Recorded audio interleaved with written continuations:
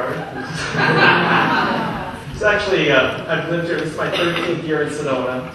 So I'm going through kind of a death rebirth experience, so I can relate a lot to one of the lectures. And just think this program has really been brilliant, Moses. And you've done a wonderful job bringing together some really, really talented people in the field. So thank you.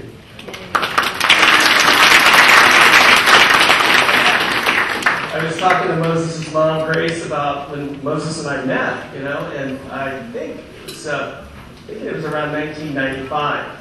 And I was teaching a class on Vedic Astrology, an introduction to Vedic Astrology, down in Atlanta for the Atlanta group.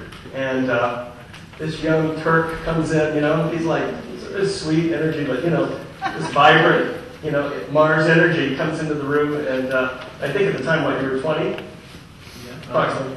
And anyway, he was probably the best student in the whole group. It kind of blew me away because he definitely was the youngest student I'd ever had, the most sincere and seriously stayed with the whole weekend.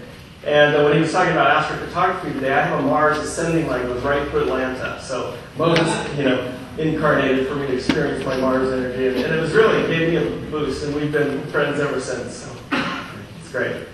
And also, actually, the other thing that came to mind when I was preparing this lecture and thinking about it, particularly this week, as I was reflecting back on the fact that, in 1995, in September, Jupiter would have been in tropical Sag, and Vedic would have been in sidereal Scorpio. And I don't know, probably not too many people knew about this. I think Charlotte was there, a few other of us were there. But we had a little think tank that we met here, just right over the hill, at the Healing Center of Sedona. And it was called, I called it the Sedona Summit. And it was like Robert Hand was there, Robert Schmidt, Robert Zoller, who was it, David Frawley, Chakrapani, Dennis Flaherty. And it was like bringing together these great minds in the Vedic, in the Western world. And we met for like 3 days, and we just discussed planets, houses, signs, everything. We went through dashas, planetary, the Time Lords, all these different comparing and contrasting. And I felt at that time that there was a seed planted, which Moses is really picking up on and really carrying it more fully through, of really trying to unite the different communities. And kind of like you said in your talk, get over it. I mean, there are several zodiacs. And, you may think that your way is the only way or the best way, but what I found is in my work, and this is to be in any field, it's kind of like the great psychologist Abraham Maslow once said. He said, when your only tool looks like a hammer, everything looks like a nail. So it's really good to be bilingual, trilingual. I mean, to be honest, one of the best consultations I ever had in my life was from a Chinese astrologer from Hong Kong. It was in San Francisco. And he sat through the whole session smoking Lucky Strike cigarettes. But I mean, it just blew my mind. It was like a natal reading, transits, horary reading, all wrapped into one. And he actually told me, this was back in 1988, which is about the time that I really started practicing astrology professionally. He said, you'll become a professional astrologer, really well known and all this. And he said, at the end of the session, he gave me a 10% discount. It was a professional courtesy. Had his picture taken. But it was just one of those things where it just really showed me that, any system, when it's done really well, can deliver the goods. And I'm reminded of the story Alan Oken once told me when he went to India. Alan went and saw this Vedic astrologer, this great sage there, and he was talking, they were talking, and Alan told him that he did astrology. And this old wise man looks at Alan and he says, "Oh, would you do my chart?" And Alan looks at him and goes, "But sir, our cosmologies are totally different, And the old astrologer looked at him and says, "Don't you understand, my son?" He says, "Life is all the same image. It's just seen through different lenses. So how focused is your lens?" And so that became the question, And Alan always is, even though he's, primarily a tropical astrologer, he has a love for some of the Vedic work and Vedic culture. So my talk today is on the Panchanga, which are the five elements in Vedic astrology. They're really used a lot in electional astrology, But the research that I've gotten into, I see how much more that it can be used also for natal chart analysis as well. And there's other ways to use these elements, but I thought I would take you through them. And it's actually a very boring subject, as Sam and I were talking.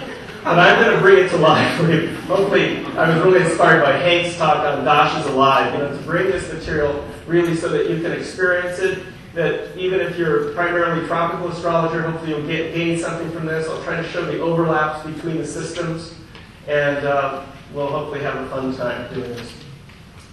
I'm just curious, how many of you are actually practicing Vedic astrologers? Just a few brave souls, okay. How many of you actually have had a Vedic reading, Vedic astrology reading? Okay, a little better there. Okay. And how many of you are actually interested in studying Vedic astrology more in depth, do you think, in the future? Okay. So this is my little promotional plug. Benjamin inspired me. I get 5 minutes for this. we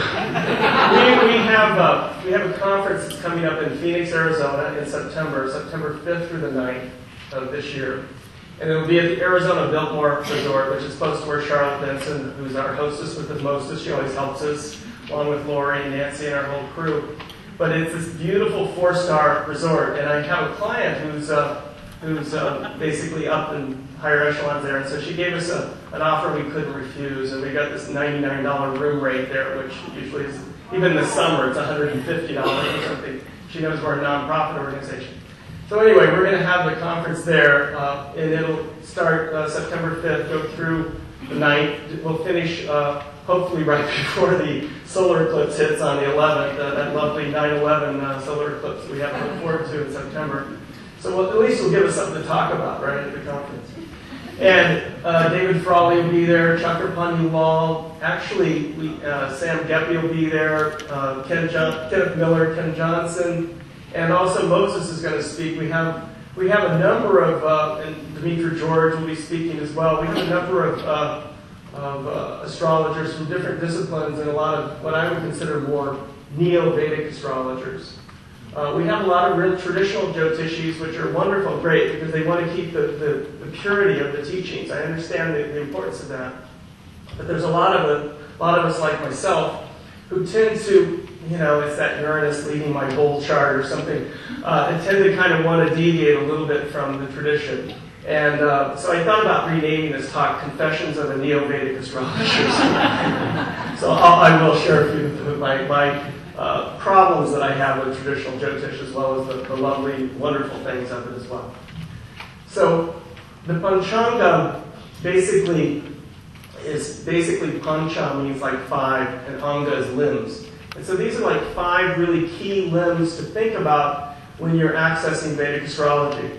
Really, as Hank was saying, really the jewel, one of the great jewels of this is also the dashas, and I'll talk more about that, follow up on some of the things that Hank really presented lovely the other day and eloquently, in your talk.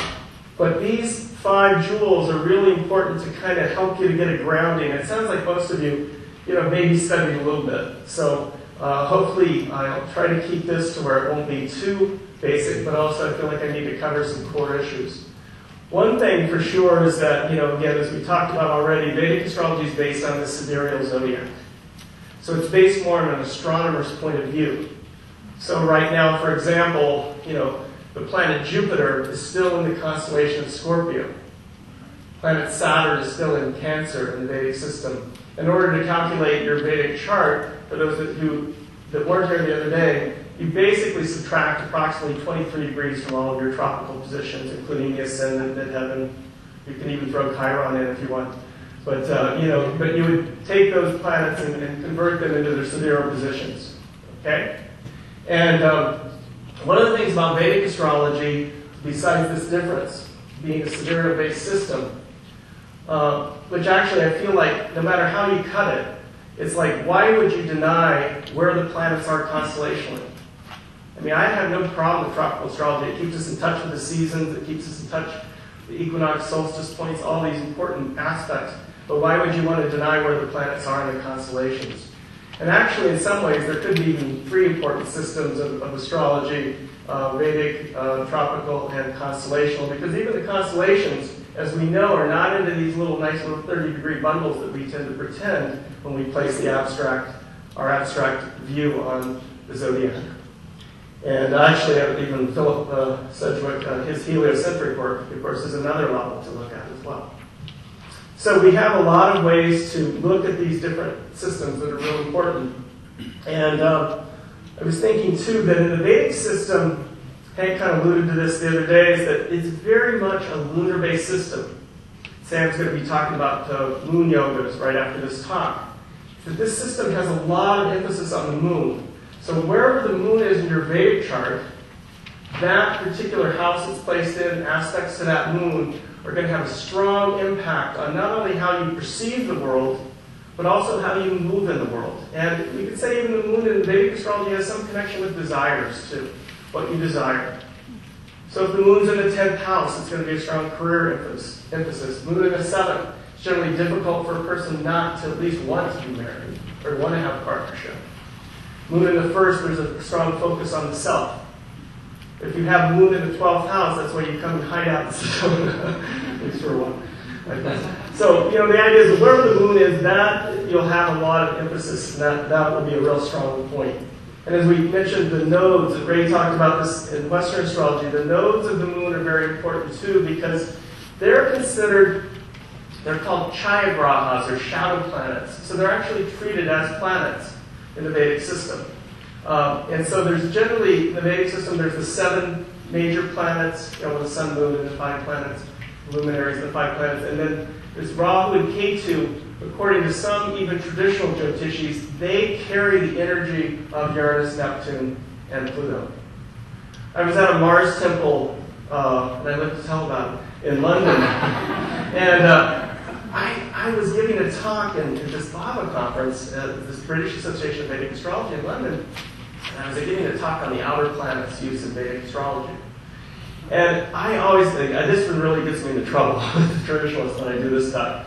And so I'm sitting there and I'm thinking that the night before we're going to this temple, I'm thinking, maybe I really shouldn't do this talk. It's just going to ruffle feathers, it's going to piss people off, everything. So I thought, maybe I really shouldn't do this, And so I'm walking to this temple and I'm walking around it and they have this little section, it's called Navagraha, where they have the 9 planets.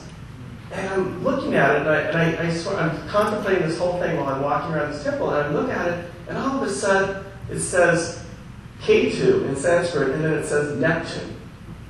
And then it's got Rahu, and then it's got Uranus. But they spelled Uranus wrong. And I've always likened the outer planets to, I've always likened Ketu a little bit to Neptune, because it's very otherworldly, mystical, connected with moksha, spiritual liberation. And Rahu is like this lightning rod, like Uranus, that can bring change. And Pluto is a little bit of a combination of both the nodes in my estimation. So anyway, it was like this confirmation from the universe. It's like, boom, that there is even these people in this traditional South Indian temple in London were somehow making this connection. Our host got really upset though when she saw this. And the next day we came back to the temple and they had ripped the signs off. And it kind of desecrated the Navagraha. So it's really interesting. I took pictures of it. I'll have to show you. Because I swear, I thought I was hallucinating when I first saw that. This is too weird. So it's just one of those kind of synchronistic events in life. So the other thing, too, is that one of the great things, what I really try to look for in astrology is what are the techniques that really bridge the different systems. And one of the techniques that really bridges the systems are transits. And that's why one of the first books that I kind of cut my astrological teeth back on, I'm probably having the Saturn return to reading that book because it was in the late 70s, was Robert Hand's book, Planets in Transit. And that is a book that you can read, and I really feel a lot of Vedic astrologers could get tremendous value out of that book. Because if you have Jupiter transiting over your ascendant, tropically it's happening severely. So that's another place where the two systems kind of meet and connect with each other. And the other one is the angularity of planets, which you see in astrocartography, you see in Hellenistic or classical astrology, and you see in modern Western astrology as well, the importance of planets on the angles, that they're more juiced, that type of thing. This is one of the reasons why astrocartography is so great, because it works with either tropical or sidereal zodiac. It's not a question, because you're just looking at planets angularly. And the other thing that I've been really pulled to, which I'm going to try to bring into this talk to juice it up a little bit, is that I've really been pulled back to my love of mythology over the last 4 or 5 years. I've been working, been teaching at Kepler College with Demetra George, and we do a class on archetypal astrology and counseling, and also a course on comparing Hellenistic and Vedic astrology. And I've just found that just tapping into the mythological work has always been a deep love of mine, and the archetypal work. And so I feel like if we, as astrologers, even though it's wonderful to learn all the techniques and do all the digital work, but if we get too digitized in our astrology, that the soul can be lost. And to me, the basis of astrology is the mythology. And if that gets divorced from it, then I think we're going down a slippery slope that may end up kind of disconnecting from the heart. So I see mythology, actually, I like to use the term instead of, because mythology has kind of a connotation of being like false or myths, like this isn't true or something. So I like to sometimes use the term sacred stories instead of mythology. And I find that hopefully the psychologists of the future will be more interested in psychomythology rather than just psychopathology. So we'll see how that goes. Now, the 5 elements of the Panchanga are the Vara, or sometimes it's pronounced Vara, with like a W. Vara. And that's just the day of the week, real simple. We'll go through that. The second point is the Tithi. It's sometimes pronounced Titi, so it almost sounds like a titty. Depending on what part of India you're in. And this is the lunar day. This is kind of connected really with Rudyard's work of the lunation cycle. There's 15, and there's 15 tithis towards the waxing, 15 the waning, so there's 30 tithis in the lunar month. And then the Karna is like a half of the lunar day, so it's just breaking it into 60 components, this lunation cycle. And then one of my favorite areas has been the nakshatras, and I don't know, I'm trying to think what really drew me so much to the nakshatras. I think, again, it was the myths, the deities that are associated with each of the nakshatras, the symbolism, and that I really believe that the nakshatras were the primordial zodiac. And, we had a beautiful picture from Hank the other day of the nakshatra wheel, that this was the original zodiac before the 12 signs came in. And in some ways, I feel like the 12 signs were probably incorporated from the West, although there's a lot of controversy around that issue. But to me, the nakshatras are the indigenous zodiacal, this primordial zodiac. And I remember my friend Dennis Flaherty called me up one day and he said, Dennis, he says, I had this really intense dream last night. I said, what was it? He says, I dreamed that I got lost in a nakshatra. So I said, well, I hope it was a good one. So we'll go into this a little bit more. I'm going to do a workshop on, Monday afternoon. I lecture at the same time as God, so I may get a few people. Rob's lecture. I'm going to take you to lunch tomorrow. The fifth one is yoga, and that's not to be confused with planetary yoga of the combinations that Hank was talking about the other day. This is a Panchanga yoga that's involving adding the longitude of the sun and the moon together. So it's almost kind of in the direction of like a part of fortune. And it's considered a point of prosperity, and we'll talk more about this when we get to the yoga. And with these 5 elements, even though this Vedic system is very lunar-based, you will notice that on 4 out of these 5 elements, the sun is involved. Vara, which is the day of the week, is just the sunrise to sunrise, so it's definitely the main player here. And then with nakshatra, there is much more of an emphasis on the moon, and they're even sometimes called lunar mansions. But with Tithi and Karna, again, you're seeing the relationship of the sun and moon, and then with yoga, it's the adding of the uniting of the sun and the moon energy. So, okay, any questions before we head on into the material? The lunar days start at sunrise, that kind of doesn't make sense. No, solar days, not the lunar. Did you just say the Vara is It's a solar. Oh, okay. Yeah, it's solar. So we'll go through this right now. Just briefly and kind of give you an idea that the Vara or Vara is the day of the week, and it actually translates, it means like taking a turn. It's like each planet and the deities are kind of taking their turn to come and have you connect with them, to really connect with the archetypal energy of the planet. And one of the things I'm going to do is just take you through the days of the week and just kind of point out particularly the deities, the Vedic deities associated with each day, so you can kind of tune into them. I know a lot of you may be familiar with some of them, but for those of you that aren't, it maybe give you another picture. Say, instead of thinking of the sun associated with Apollo, to think of the sun associated with Surya and some of the other Vedic deities.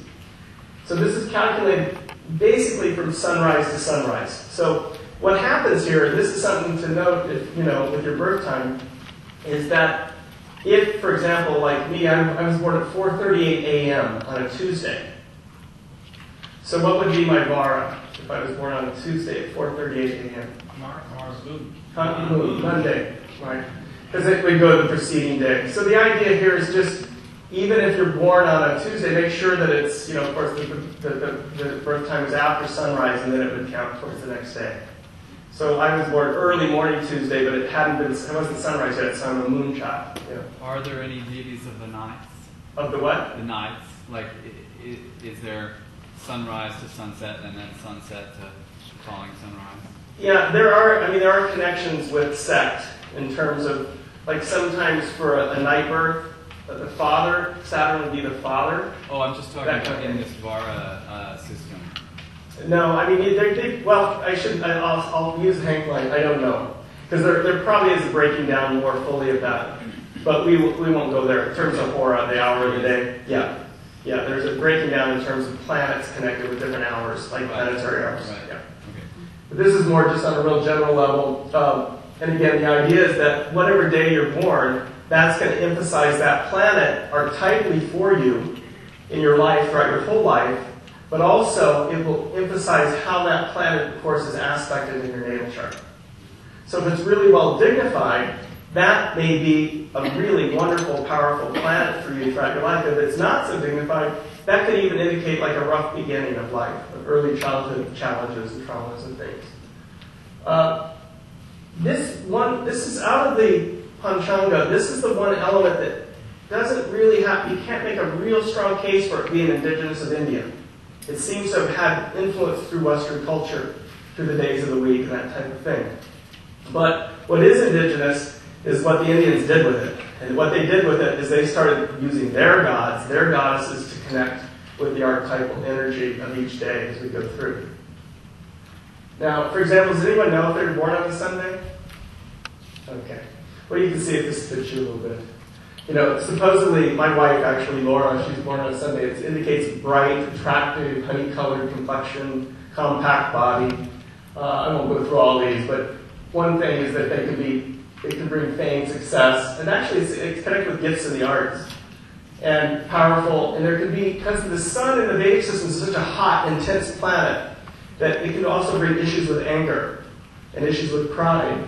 And it's considered a Pitta planet. Are you familiar with Ayurveda, the Pitta, Vata, Kapha? Pitta is fire, Vata is more air, more moving, and then Kapha is more watery, nature. And so people born on a Sunday will have these kinds of temperament, just in general. It will be somewhat of an overlap. And one of the deities that connected with the sun is Surya in the Vedic system. Also, Agni, the god of fire, is associated with the sun as well. And Surya is often pictured riding a chariot pulled by 7 horses. What's interesting, in terms of cross-cultural mythology, is Apollo is often riding in a chariot, sometimes, again, depicted with 7 horses. And so there's these correlations, of course. And again, you could do any kind of work, any kind of deity that works with you. But one of the things to do is that I think we may have these deity cards available out of the table. You can actually take the deity of the day or pictures and kind of work with using that as a meditation to honor the qualities of the deity. The sun, it's interesting, the story of the sun was that he was so hot and so intense in his energy that his wife, Sanja, couldn't be around him very often. And so they actually she complained to her father, who was this Vishnu Karma, this divine celestial architect, can you do something about, about my husband? He's just too intense to be around. And so Vishnu Karma whittled away part of the sun, and that became Shiva's trident and Vishnu's disc and Skanda, Mars' spear. And so the wife could still be around him a little bit better, but she still found him just a little bit too much of a hothead. So she went away one time to take a vacation, and she put a housekeeper named Chaya, which means shadow, in his she put Chaya in her place to kind of take care of her husband while she was gone. She comes back home, and she realizes that her husband is having an affair with Chaya. And she becomes so upset that she turns herself into a mare, into a horse, and runs away. He turns himself into a mare, runs after her. They get into this beautiful field and they make love, and they produce these beautiful children called the Ashwins, who are the divine healers that bring healing energy down to the earth plane, which is the first nakshatra, Ashwini. There was one little problem that they had, is that when they came back home, Chaya was pregnant. And she had a child, and that child was named Shani, or Saturn. And so that's why it basically, Saturn is born out of this affair. And that Saturn gets projected some of the shadow onto him. And it's interesting that Kenneth Miller is going to be talking about this Saturn issue, is because it's Saturn's day. So the Vara today, is connected with Shani, with Saturn. And we'll talk more about this when we get to Saturn. Now, any Monday people? Born Moon Day? And again, the idea here is just the general qualities. I just want to point out a few things. Happy, sensitive nature, soft, bright body, intelligent.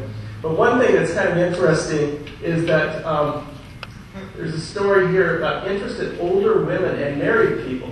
Why would they throw that in there? Well, again, kind of like the Greek mythology, the Vedic mythology has a lot of stories about indiscretion, too, involved. And the other story goes is that Jupiter, the guru, his wife basically saw Soma, this moon god, coming by one day, and she, her husband was always meditating all the time, doing all these spiritual things, and she was kind of bored.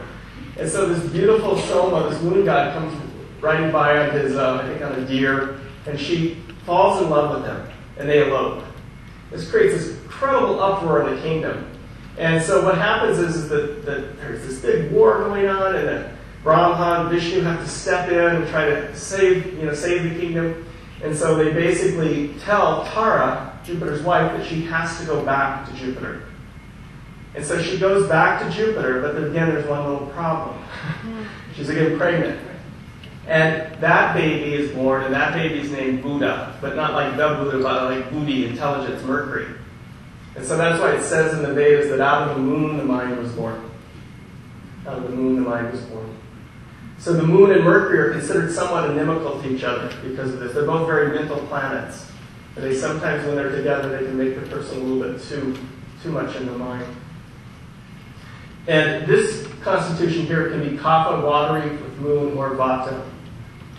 There's Soma, or Chandra is another name for the moon god, Soma. And you see he's riding a deer. Now again, moon does signify the woman, feminine, mother, queen, all that in the Vedic system.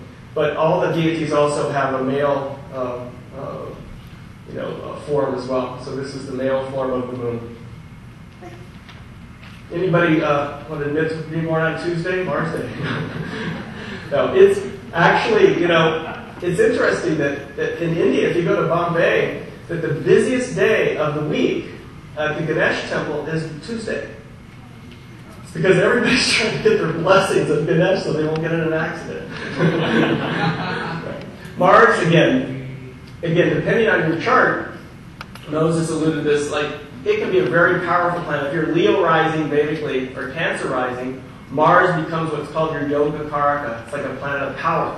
So that may be fortunate to be born on a Mars day, because you have that energy. But in electoral astrology, for example, they say Mars day is really good for surgery, for dentistry, for filing for divorce, or filing litigation, things like that. It's more of a, the energy is more, used for issues with war, things like that. And it, again, is a Pitta planet. Here's a picture, a more benevolent picture of Skanda or Mars. Actually, Mangala is one of the names for Mars, Mangala, and it means auspicious. So there's an auspicious energy that Mars carries as well. Yeah, Murugan and also Subramanya. I actually went to this temple, another Mars temple in India. It's called Palani, and it's in Tamil Nadu. And you have to, in order to go to the temple, you don't have to, actually, because they do have a trolley. But if you really want to do it right, you walk barefooted up 1,008 stairs. And the key is you get there really early in the morning, because those stairs are very hot. And what's really intense, it's a very intense experience to go up there, because it's just so Mars. The chanting and everything is so amped. And when you're coming back down the stairs, there's all these people with their arms cut off and hands cut off. And some of them actually, literally, the blood is like oozing out of their wounds. And you literally experience Mars and all of its gore, coming out of there. And so it's a very intense experience. I know it sounds kind of like, well, but I'm Leo rising, so I kind of like Mars stuff too. So I enjoyed it. But it was like there was this thing about it was just like so much, like really experiencing that there is violence in the world. There is these issues that we need to deal with and come to grips with. But anyway, Skanda is often pictured with a peacock. It says his vehicle, his vahana is like a vehicle. Each of the gods has a vehicle that rides, like Surya rides the chariot, the horses, and all that. And Skanda rides the peacock. And so one of the things, my friend, when I did this puja to Mars, I had to carry this huge peacock feather thing all the way up those 1,008 stairs. So it was part of the whole propitiation to Mars. And actually, to be honest, when I went into the inner sanctum of that temple, they do a thing called abhishank, where they pour the milk on the lingam, the big stone. And as they were pouring this milk on the stone, it was like one of those experiences in life where everything stands still. It seemed like they were pouring that milk for like minutes instead of 20 seconds probably. It seemed like it was just going on, and that the kumbha, the pot that they were just pouring out. So really powerful. So I would highly recommend if you get down to Tamil Nadu, check out the temple.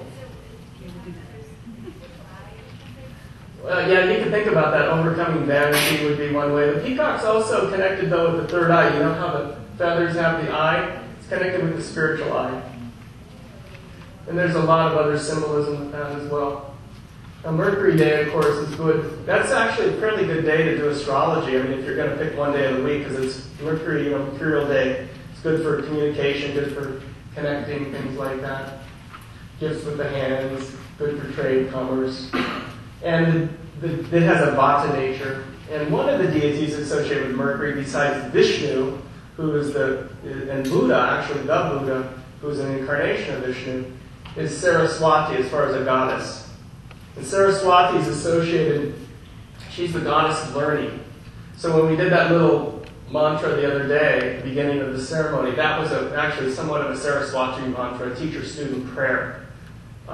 So sometimes it's good to always ask for Saraswati's blessing. So real simple mantra is just Om Saraswati Namaha. It basically means I bow to Saraswati. She's a good deity, I think, to have also. If you're really into music, she's considered a goddess of music as well as writing and teaching. What does she ride? Sorry, does she ride? She sometimes is pictured on a swan. Yeah. Now, any of you blessed with having a Thursday birth? Oh, you lucky people. Now, that was actually, we'll look at Yogananda's chart in a few minutes, but Yogananda, the great saint, was born on a Jupiter day. Thursday is Guru Day. So it's supposed to give these blessings in terms of spirituality. And here we have a picture of Ganesh in all his glory. He's the god of astrology in India. He's the god, the remover of obstacles. He also sometimes puts obstacles in our way to get us so we don't go down paths that aren't good for us as well. And then Friday, of course, is Venus's day, so it's good for enjoyment and pleasure and all those lovely things and flowers and scents. And the deities here in gifts in the music, dance, drama, theater, literature. I got a question. Sure. if you're born at, like, say, 3:14 a.m. Yeah. On Friday, are you born on Friday or Thursday? Thursday. You're guru. Yeah. Oh, okay, you're cool. Guru. Thank you. Thank you very much. Just wanted to clear that up. Yeah. So Lakshmi is one of the deities associated with Venus. If you're born on a Friday, she's one of your deities. Of course, Aphrodite, Venus in Roman mythology could be connected. What happens if you're born right Right at it, then you get the blessings of both. Yeah. There is some more sophisticated ways of calculating this Vara that Varahamihira, who's a famous Vedic astrologer, used. So you could look at his writings if you wanted to try to fine-tune that one. But again, it's considered very auspicious in some ways to be born at sunrise too. Also, the time between like 4 a.m. and sunrise is considered like connected with Brahma. It's a very great time to meditate, do inner work in terms of meditation. Now we finally get to Saturday, which is where we're at. And Saturn tends to be one that, like Mars a little bit, tends to get a little bit of the rap, in terms of more difficult. Difficulties, challenging. Sometimes it can bring a difficult birth even, difficult early childhood. But again, it says here about enjoying traveling and visiting foreign lands, because it's interesting, in India, it's considered sometimes not good fortune to have to leave Mother India. So it's even interesting how they would turn that. And they can age quickly but have good longevity. Again, lots of problems, skin problems can come. And the deities are Shani, which are Saturn, as we mentioned. Ken's going to talk about that. Shiva, Kali, and then Yama, who is the god of death. And Yama is actually connected. Yama means restraint. So like in Patanjali's Yoga Sutras, he talks about the yamas and the niyamas. And some of the yamas are associated with purity, chastity, different aspects. Honesty, satya, truth, ahimsa, nonviolence. So Yama is trying to teach us about those things. So sometimes they say that it's really good to do, again, fasting on Saturday, and Ken's going to talk a lot about these different remedial measures that we can do during the rest of the day, right, Ken? To kind of cover us, so we're protected. I always associate Yama with Pluto. And so it's, there was actually an ancient Vashishta palm leaf that they found in the Madras Museum that was several hundred years old. And on this palm leaf it said that during Kali Yuga, during the Dark Ages, we would discover 3 planets. And the planets would be Prajapati, Varuna, and Yama. And that these 3 planets would help us to navigate more successfully through Kali Yuga. And there was one Vedic astrologer named Narinder Desai who actually did use the outer planets. He's one of the few traditional Jyotishis from India that I've found that actually use the outer planets in his work. And he found them to be generally malefic, more challenging. And he used them a lot for compatibility, for synastry too as well. So he was inspiring for me because I always felt so strange. I mean, there's just no way. I was born with Pluto on the ascendant. I live next to Lowell Observatory. There's no way I can deny Pluto's existence. Even if it has been downsized, it's been a victim of downsizing, right? Now, how does this play out in the chart? Yeah. How does this play out in the chart? Yeah, right, it's shifting now. Is that, for example, Madonna. Here we have the rock star Madonna. And you see her Saturn. Her Saturn, this is the way that South Indian system goes. This is the first house, Leo. She's Leo rising in Vedic, with the moon, Mercury. And you'll see I put Pluto in. I use the outer planets. And then we get over here to Saturn. And Saturn is in Scorpio in her 4th house. She was born on a Saturn's Day, a little bit after sunrise. And for those of you that know her history, you may be aware of this or may not. But around the age of 5, her mother died. She lost her mother. Again, sometimes Vedic astrology is just so, easy. In some ways, to me, the hallmark of truth is simplicity. And so sometimes even the most novice Vedic astrologer can look at a chart and see certain things here.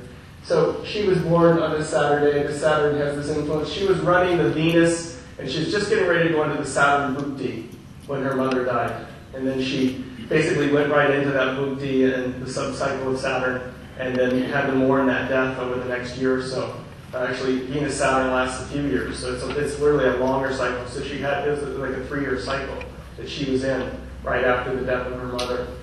But this is where you take the Vara, and this is more of a challenging aspect, and you look at it. But you know, if you really read, and even in that movie Truth or Dare, where she talks about her tour, and you've seen it, it's like a documentary she did about her Blonde Ambition tour back in 1990. She said that that death of her mother was this, you know, just incredible turning point, and really made her always want to succeed in life.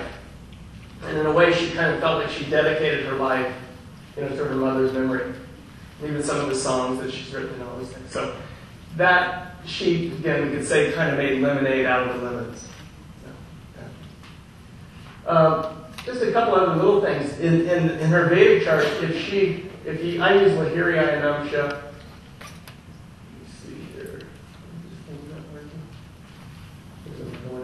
Oh, there it is.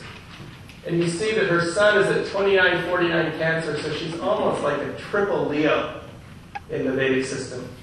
For Western astrology, she has Virgo rising, Moon in Virgo, Mercury in Virgo, which she did write like a virgin. But what's interesting, if you've ever seen that film, that video of that, there's a huge lion in it, you know, where she's encountering this lion in the streets of Venice. So there's the Virgin, the Virgo stuff, but there's also the Leo motif that's so strong. And she's definitely, in the Vedic system, her Mars is in Aries in the 9th house, goes from Taurus into Aries. And it was during that Mars Dasha, which was like 87 to 94, that she did that Blonde Ambition tour, which is very much a Mars and Aries kind of 9th house statement. And actually during Mars Venus, she wrote, she did that video, wrote the book on sex and did the erotica video during her Mars Venus. She also went through a divorce with Sean Penn, so Mr. Mars, you know, kind of thing. But anyway, we did, one of the things we did at Kepler College is we took Madonna's chart and we had the students look at it Vedically, Hellenistically, and modern. And they had to write a paper. We called it cross-training. Now, the Tithi is the lunar day. This is the second element of the Panchanga. And it's probably, next to the nakshatras, the most important of the 5 Panchanga elements. The Tithi or lunar day is just, as we mentioned, 30 days. And it's called, the waxing moon is called, which is what we're under the effect right now. I think the moon's, about 90% full right now. We have the full moon coming up on Monday morning. Right? So we're under what's called Shukla Paksha. And Shu means good or auspicious. The idea here is that generally when the moon is waxing, as in modern astrology, it's generally considered more favorable. Things are ripening, things are moving forward, you know, they're getting ready to blossom. But within that 15 days of this waxing moon, there are certain of the tithis that are considered to be more auspicious or positive. Like one of them is actually called Panchami, which is the fifth lunar day. So we can break this down further. I didn't put it in a reference, but if you email me, it's just dmharness@aol.com or dennisharness.com, on my website, email me. I can send you an electronic copy of an article that David Frawley wrote on the Tithis, which is brilliant. He has never published it in a book yet, but it's part of his correspondence course, and he's let us use it for our online course. We have an online course in Vedic astrology that we put out. But the idea is that this Shukla Paksha is considered more auspicious. And then Purnima is the full moon day. There's actually 2 full moon days in a way, even though they would acknowledge the exact time of the full moon.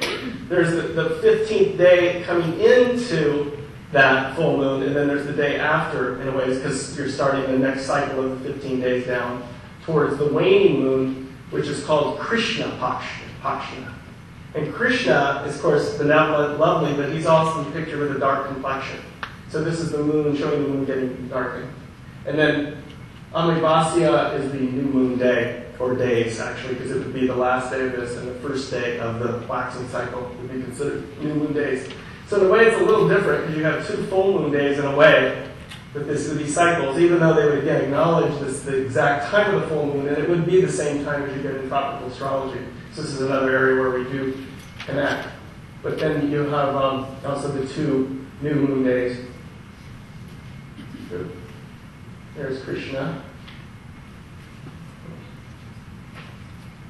Now, what's interesting historically about the Tithis is that they were first introduced in what's called the Vedanga Jyotisha by a sage named Lagada.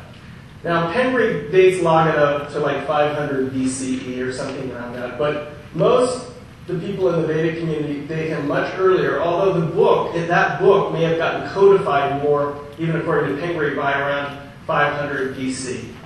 And in this book, he lays out this whole section on tithis. This is one of the main elements, besides the nakshatras, are the tithis, and the nakshatras are the two main elements. And this ancient book, which is considered one of the Bibles, in terms of, it's probably more akin to Vedic astronomy as well as astrology. It's not natal charts or anything like that. It's more mundane astrology, and we could think of it more in that realm. But the tithis are definitely considered indigenous to ancient India as the nakshatras and the karanas. And the tithis are considered second importance, as I mentioned, the nakshatras. And they last about the same amount of time, a little less than the nakshatras. The nakshatras, the reason they're called lunar days is that the moon resides in one nakshatra for approximately 24, 25 hours. It's a little over 24 hours. And the tithis are a little bit less on average than 24 hours, although it depends on the speed of the moon. Now, karanas are the half tithis. And again, there's 60 in number. And the main point here is that karana means affecting or making. And so they are responsible for helping us to manifest things on the earth plane. And what they're doing is they're breaking these tithis into half. So even though you may have a good tithi, the karana may not be so good. And what you're trying to do, the overview here, is you're trying to get all 5 of these elements working in harmony if you're doing an electional chart. Of course, in the birth chart, you get what you get. But the idea here is that you're looking and you're trying to get some of these elements so that they're in alignment. So this karana, it's interesting that the great Persian astrologer Al-Biruni, who wrote the book India back in like 1030 CE, devotes a whole chapter just to karana. He was so impressed with the fact that they were breaking the lunar day into half and looking at these that he thought that was really quite incredible. Although he was somewhat critical of the Indian culture, he liked a lot of the astrology. And there's certain karanas, again, I won't overwhelm you with this, but just to say that there are certain karanas that are more difficult. And the ones that are particularly more challenging are the ones right before the new moon, the kind of more the balsamic phase, or moving into the deep balsamic phase towards the new moon, and the first day of the new moon. Those are considered stira or fixed karanas, and they would consider it's a challenging time to initiate new activities. So in Vedic astrology, I know a lot of Western astrologers use the new moon, and I really feel the new moon does have a lot of power for spiritual purposes and things. But from the Vedic perspective, that would not be a great time to get married. That would not be a great time to initiate a business. It may be good for some kind of spiritual initiation or something, but it generally would be like good time to lay low, good time to be meditating, good time to be more inward, and definitely when there's a solar eclipse. It's like you probably don't do much of anything except meditate under the solar eclipse. I mean, that was so interesting when Camilla and Prince Charles were going to get married under that solar eclipse. Remember that? And then the Pope died, and they had to change it in at least a day or two, which was divine intervention on the Pope's part. Sometimes with the dark moon, too, there can be, of course, as we know in Western astrology as well, some problems with the mother, a melancholy mother, some issue if you're born under, dark moon. Demetra's book, Mysteries of the Dark Moon, is a great book on really some of the positive benefits of dealing with new moon energy. Now, we get to the nakshatras. How are we doing on time? Right, I can do it. It's okay. We won't cover all of them, though. I have to save some for Monday. But the nakshatras, as I mentioned, are the primordial zodiac. Nakshatra means to guard or to protect. It's like if you could think in terms of that wheel that Hank showed the other day, that beautiful wheel of the nakshatras, that there are these deities that reside and live in each one of the nakshatras. And their idea is that they're helping to protect us, helping to harmonize our energy so that we can bring out the best in ourselves. And they protect us during calamity. And nakshatra also means that which does not decay. So it's something that's stayed there, and it was part of that Vedanga Jyotisham, that early book. I mean, it was the real focus of that book is on nakshatras. There's 27 of them. They're 13-degree and 20-minute segments. In your handout, you have a whole chart. So how you could use this if you want to find out what your moon nakshatra is you would take your moon degree, if you know your moon degree tropically, and you subtract approximately 23 degrees from your tropical moon position. If you're math phobic, you can just add 7 degrees and go back a sign. Okay? So let's say if you're 16 Scorpio, it would be 23 Libra. Of course, you can do this for your ascendant and all your planets, but for the moon, they make such an emphasis on this that whatever your moon nakshatra is, that is what's called your birth star. And it's used for like pujas and mantras, and it's used to evoke. Does anybody have their moon degree? We'll just do one real quick. Go ahead. Tropical? I have 634 in the third house. What sign? No, I can't tell. Oh, it's Gemini. So it's 6, and this is in your Western astrology? 29 Gemini. So you already calculated. Okay, yours is easy. Oh, you got your Vedic. So okay, yours is easy. But I was thinking somebody that, 6 degrees Pisces. and this is in Western. So you would go back to like 13 Aquarius in your Vedic chart. That would be the nakshatra called Shatadisha, which is the 100 physicians, the 100 healers, kind of with healing. 23 Gemini. So you're one of these people that's right on the cusp. You know, it would stay in a nakshatra called Mrigashira, which means the searching star. It indicates searching for truth, wanting to know the truth, wanting to always know the truth. Can you count them in instead? Yeah, I mean, it depends on what year you were born, of course, because it's almost now the degree difference is almost 24 degrees. So it's getting right there. 9 Gemini. In Western? Yeah. So you go back to 16 Taurus, which is this nakshatra called Rohini, means the beautiful one, the red one. It's connected with creativity. Actually, supposedly Krishna had his moon and rising sign in Rohini. So you've got that going for you. And the girls like it. But no, it's very, there's a whole story about Rohini being the favorite of the moon god. In terms of, he had 27 wives that represented the 27 nakshatras, and his favorite one was Rohini. You know, it's also connected with the fixed star Aldebaran, and with the eye of the bull, the red eye of the bull. So is the nakshatra, how important is it? It's just In this scheme, it's the most important. It's like the central jewel of the Panchanga, is the nakshatra. And what's so important about it is that we're going to go into it in just a minute, but it goes into a lot of the psychological, spiritual aspects of one's nature. And it also is like, it's almost like, you could say like the soul's code. It's like the karmic code that hooks you in these deeper levels into the deities. Yeah, and what lessons you came here to learn, because the moon is so prominent in importance. And whatever deities are associated with that nakshatra could be important deities for you. I noticed you have human, God. Okay. Yeah, it's more in the workshop, but each of the nakshatras has a quality. They're called qualities of Deva, human, demon. And Deva's more divine, human's more in the world. And demon doesn't mean a demon, but it's more like, well, my friend Ken Johnson calls it like a wild man or wild woman energy. So that's what you're dealing with in your incarnation, is Right. going thing. Right. It means that you're just sort of pulled into that level of consciousness. It depends on how aware and how awake you are with working with the energies. Let me just mention too that these lists of the 27 nakshatras are also in the Atharva Veda, the Yajur Veda. There actually is a lunar zodiac of the Babylonians. I think that Michelle mentioned the other day there's 18 constellations instead of 27. And then you have the Chinese and Persian systems, which have 27 or 28 lunar mansions as well. So this is, but the Vedic system to me was the original of these fixed stars, and they're very associated with the fixed stars. We won't go through all this. We're going to save this for the workshop, but just mention also, besides this issue around the Deva, human, demon, the nakshatras also have qualities, like Laghu means light, which is good for healing. Ridu is soft, it's good for lovemaking and things like that. Stira is fixed. We have today Uttara Palguni, that nakshatra is a fixed nakshatra.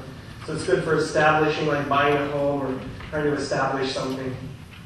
So each of these nakshatras, Chara means movable, Tikshna means sharp. So there's certain nakshatras that tend to have more of a sharp edge to them. And there's even some that are krua or ugra, which means like fierce or severe. So anyway, when you learn, if you're really serious about Vedic astrology, they say that a lot of the teachers in India will not take you on as a student until you learn the 27 nakshatras. You have to recite them to them. Now, let's just go through a few of them. We've got, what, about 10? How much?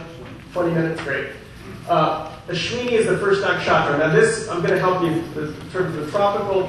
It would be like people that have like a tropical moon or ascendant or even sun. Say tropically, we say between 23 of Aries to like say 6, almost 7 degrees of Taurus. So does anyone have anything in that segment of their tropical zodiac? 23 Aries to 6. Okay. So that idea is that would fall into this nakshatra called Ashwini. They're usually outgoing, having fun and everything. And it's called the star of transport or healing because it's connected with those Ashwins that bring the healing energy down to the earth plane. And the symbol is a horse's head, the ruling planet. Each of these nakshatras has a ruling planet. And for Ashwini, it's Ketu, which is the south node of the moon. So it's connected with mystical knowledge, spiritual knowledge, too. Rick Tarnas is a good example of Moon and Ketu. Very mystical man, very philosophical person too. The Gana or nature that we were talking about is Deva here, so it's a godly or goddess type energy. And there's even animals associated with each of the nakshatras. Like for Ashwini, it's a male horse. And the motivation is dharma, like right action, right activity. And there's the deities, the Ashwins, as I mentioned. Also, sometimes Shiva is associated with this nakshatra because the sun is exalted at 10 degrees of Aries. And Shiva is an aspect of the sun, too, of kind of more of the yogi and meditation. The higher form of Shiva is more. So Shiva can also be associated with Ashwini. Here's a picture of the horse's head. And so if you look at the constellations, you'll know, that the ram, here we have the ram, but you can see where maybe the ancients can see that as a horse instead of it was a ram. And these are the 3 stars, the fixed stars associated with Ashwini. And you can see it's a little bit off the ecliptic, about 20 degrees more ecliptic. These actually 3 stars are the next nakshatra called Bharani. I just mentioned that. We'll go over this more in the class on Monday. But again, you can see the symbolism right there of why the horse's head is the symbol for Ashwini. And again, all the horse mythology. So sometimes people with something strong in Ashwini, like moon, ascendant, sun, or even the ruler of your ascendant, in the Vedic chart, they'll have a love of horses. For example, Prince Charles has his moon in Ashwini. He loves polo. Jackie Onassis, who we talked about the other day, talked about moon in Ashwini, loves horse. She's an equestrian also. What's that? Saturn's a little rough there because it's debilitated. It's Nietzsche. It's challenge sign. Not to compare you at all, but for example, Tanya Harding had Moon and Saturn. Not in Ashwini though, in the next nakshatra Bharani. But Moon, Mother, Saturn. If you ever saw any of the videos of her mother, oh, it's scary. Kind of like trailer trash mom. It's like whoa. But that's the Saturn Moon together. Not in Ashwini though, but the idea that Saturn there in Aries sometimes can give some challenges to discipline. You need to work through that. Sometimes when a planet though is in its weaker sign, it's like if you work through it, it can become your greatest ally. So discipline can be a real important thing for you. You'd have to look at the whole chart, of course. But what about the nose, north or south? In Ashwini, I would just say again, North Node there definitely could give some interest in healing work. I think of the North Node somewhat connected with career energy, where it's like you're driven to go or move in this lifetime. So I kind of think of that. South Node there is going to be in its own nakshatra because it's ruled by Ketu. So it could probably be better for like really more mystical type healing, psychic, astrologer, mystic, things like that. Now, these nakshatras, it's interesting to note, did not begin originally with Ashwini. If you look at the ancient books, they all began with Kritika, which is the 3rd nakshatra. It seems a little strange. Why would it be this way and then it got switched later? My belief system is they originally started with Kritika, and I'll show why, but they were trying to kind of connect it up with Western astrology, I think, and make it more that it would fit with that paradigm. Because at the time of Ptolemy, the 2 zodiacs pretty much coincided. That 25,000 year precession was pretty much, together at that point. So there was not only maybe a degree or so difference between the two zodiacs. So this nakshatra Kritika, which is the third one, is connected with the Pleiades. And at the height of the Indus Valley civilization, that was the nakshatra that was rising at the spring equinox, was the Pleiades, was this Kritika. And again, I'm not going to be able, I'll go through this more in the workshop, but just to say that this means the flame or the razor. It's more of a rakshasa, a little bit more intense, but it's ruled by the sun. And so maybe this is another reason why it started out being the first nakshatra, because it was ruled by the sun. Why would you start out with Ketu, in terms of the scheme? So there's an idea there with that.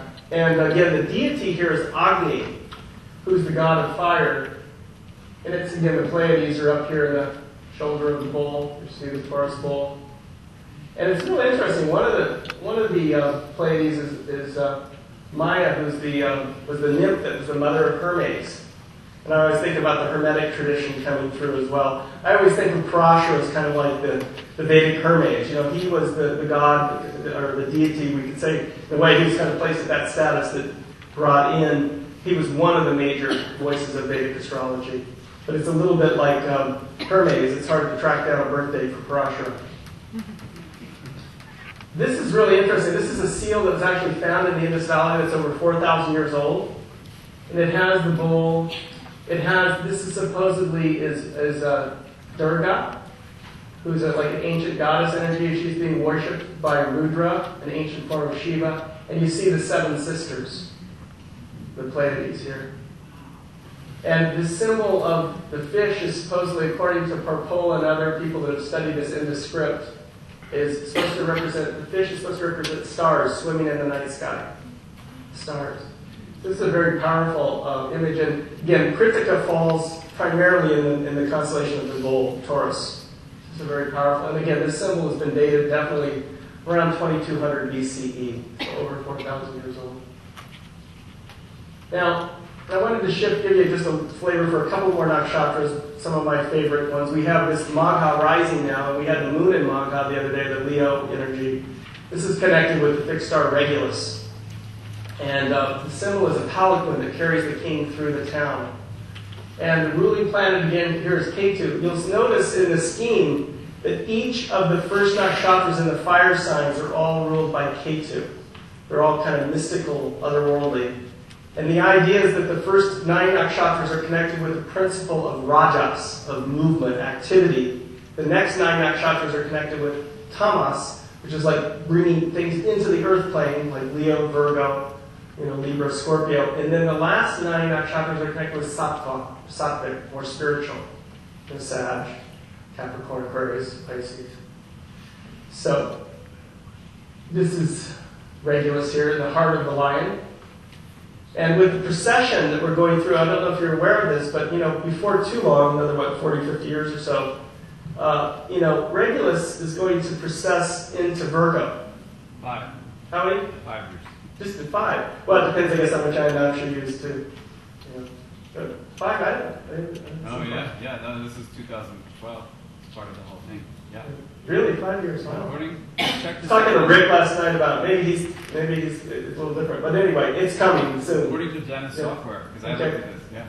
So it's even coming sooner. Okay, so the idea is that Regulus is moving into Virgo. So the issue is that it's going to, in some ways, this is where I think Vedic astrology keeps us in touch with the constellations. I mean, now that Castor and Pollux, the twins, are in Cancer. It's like there needs to be some kind of correlation, connection with where the planets are constellation.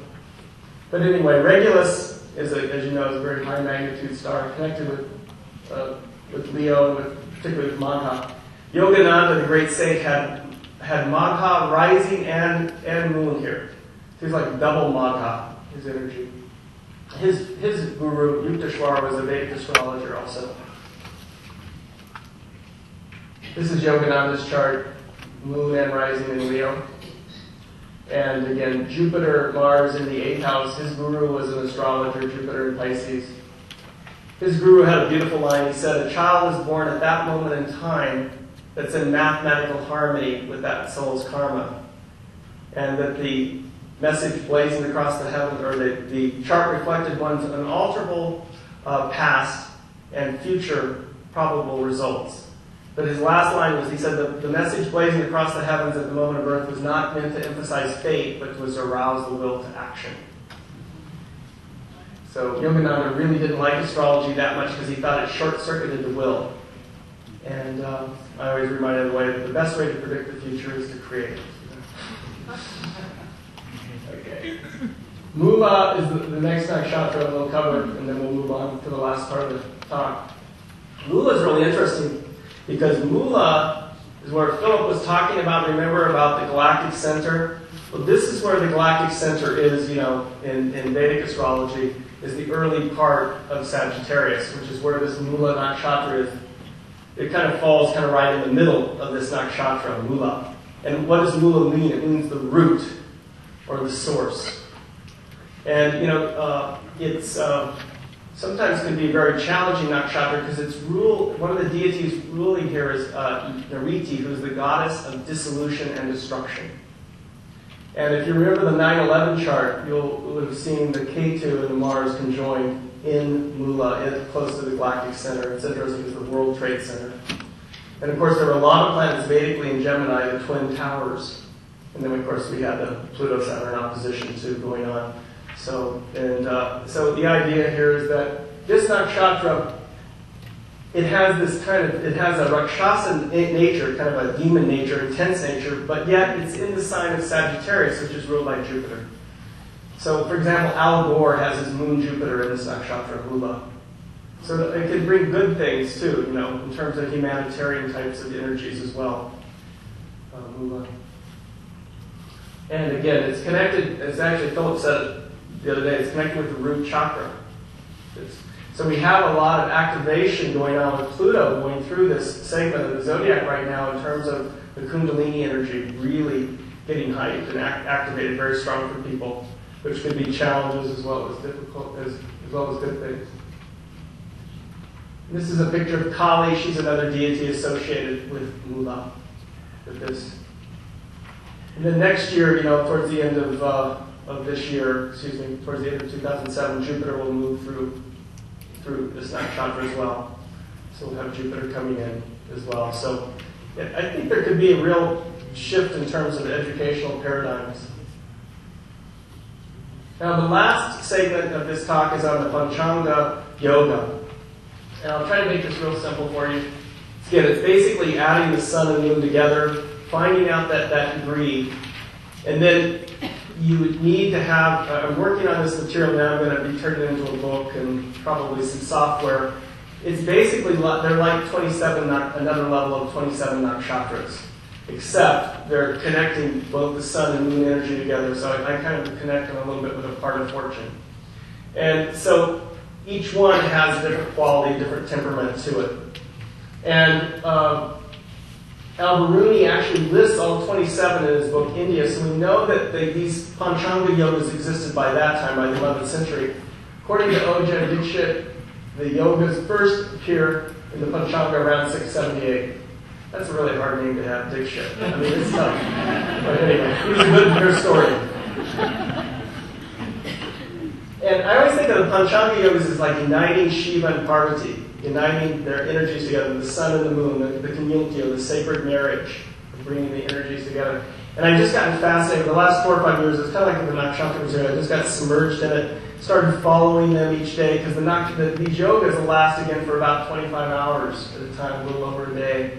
The particular yoga is happening during the day. Like, for example, today the yoga is called Vriddhi, which means progress, success, step by step. So it's actually it's a decent day in terms of those two things. Of course, we have to deal with Shani, which Ken will help us with. Then there's this calculation where you take the sun and the moon and you add to that addition 93 degrees in 20 minutes.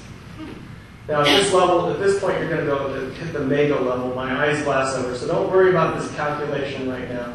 If you, again, email me, I'll send you some material on it. Just kind of, pardon me, I was trying to, this material, I'm really working on a book right now with it.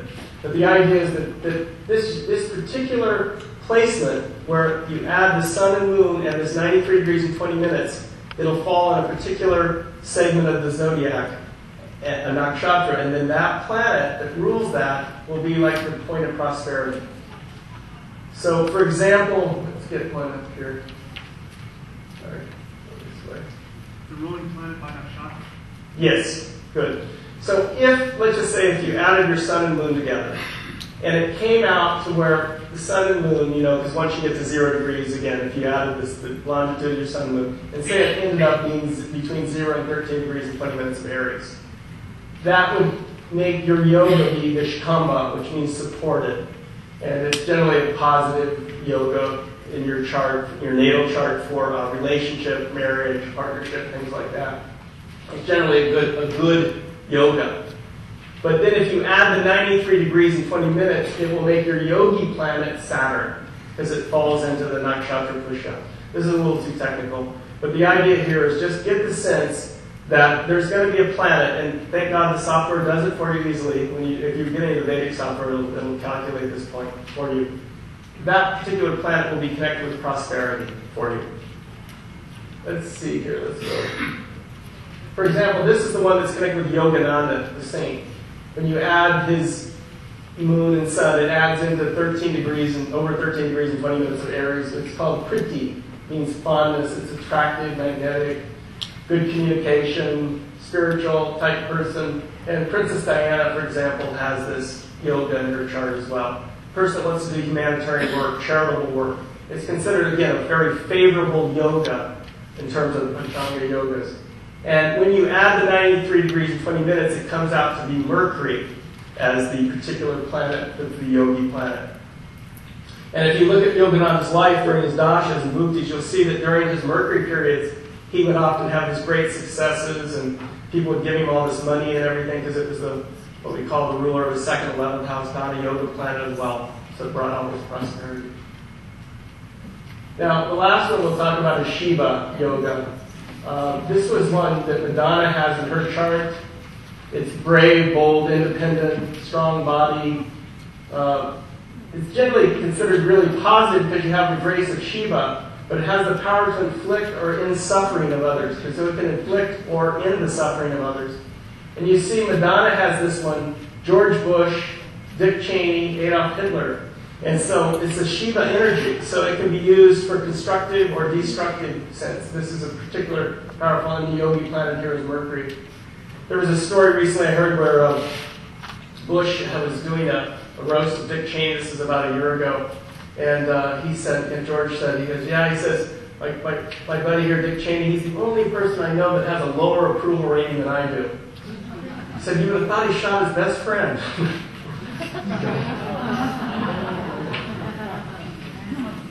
There's our Commander Bush.